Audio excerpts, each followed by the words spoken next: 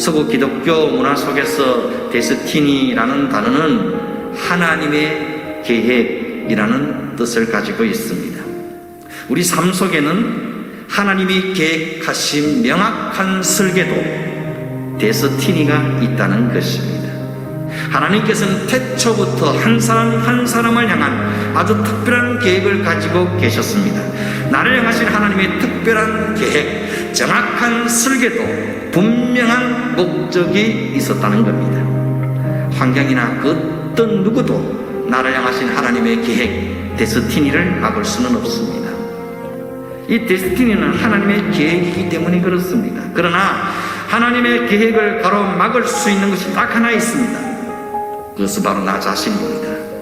여러분, 우리의 계획이 무너지고 내 뜻대로 되지 않을 때 우리는 하나님에 대해서 오해하고 하나님께 섭섭한 마음을 가질 수 있습니다. 하지만 나의 계획이 실패로 돌아갔을 때 하나님을 오해하고 원망하는 자리에 설 것이 아니라 나를 향하신 하나님의 생각, 하나님의 계획을 깊이 묵상할 줄 알아야 합니다.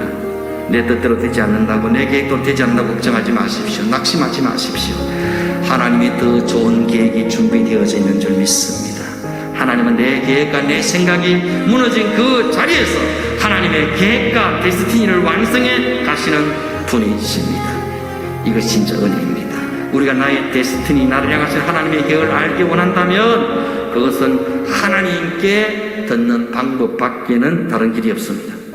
여러분은 여러분 인생에 대해 내 인생의 유일한 설계자이신 하나님께 물어야 합니다.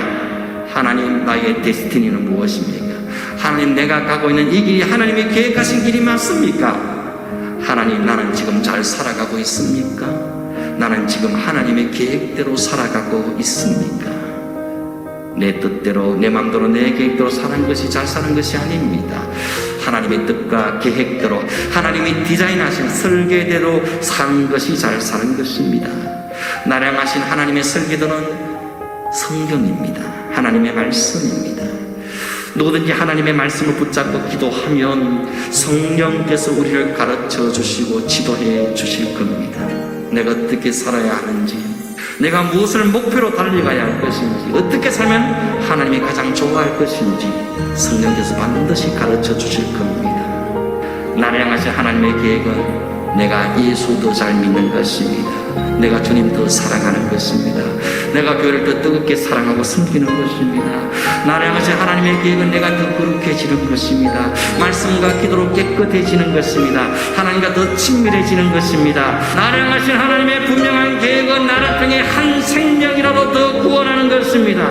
내 기도와 내 눈물과 내 성진과 사랑을 통해 내 가족을 구원하는 것입니다. 내 남편과 내 아내, 부모, 형제와 자녀들을 생명의 길로, 구원의 길로 인도하는 것입니다. 내 주변 잃어버린 영혼들이, 집 나간 탕자들이 나를 통해 다시 아버지 하나님을 만나는 것입니다.